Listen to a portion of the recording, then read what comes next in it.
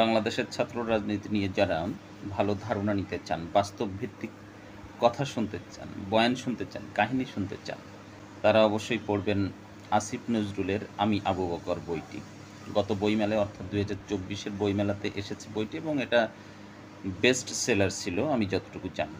এবং বইটা পড়ে আপনি অবশ্যই বাংলাদেশের ছাত্র রাজনীতি সম্পর্কে খুব পরিষ্কার একটা ধারণা পাবেন, যদিও ধারণাটা দুঃখজনক, কষ্টের। তবে যারা পাবলিক বিশ্ববিদ্যালয়ে পড়েছেন এবং হলে থেকেছেন তাদের কাছে বিষয়গুলো খুবই পরিষ্কার মনে হবে এবং মনে হবে যেন এটাই আপনি দেখেছেন, কিন্তু এভাবে কেউ বলেননি এর আগে।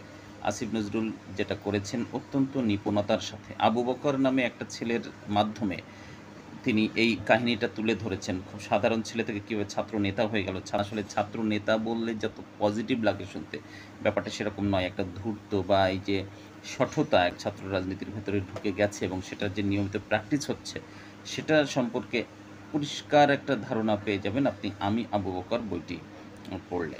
আর এখানে যে ব্যাপারটি উল্লেখযোগ্য, লেখক এখানে কোনো দলের কথা সরাসরি উল্লেখ করেনি, নাম সরাসরি উল্লেখ করেনি, এমনকি কোনো বিশ্ববিদ্যালয়ের নামও তিনি বলেননি।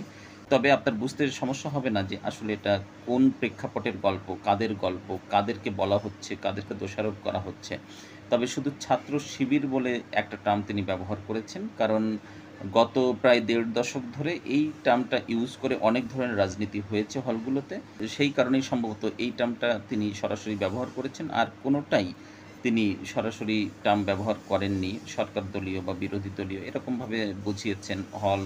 হলের নাম বলেননি, বিশ্ববিদ্যালয়ের নাম বলেননি। কিন্তু এগুলো সবই আমাদের পরিচিত গল্প এবং এর ভেতরে মানে প্রতি পরতে এত নিষ্ঠুরতার গল্প লুকিয়ে আছে, যেটা পড়লে আপনার নিঃসন্দেহে ভালো লাগবে এবং সচেতন মানুষ হিসেবে আপনি গল্পটা পছন্দ করবেন। গল্প কিন্তু মনে হবে খুবই বাস্তব। তো যদি আপনি সেটা জানতে চান, পড়ে নিন আসিফ নজরুল স্যারের আমি আবু বকর বইটি।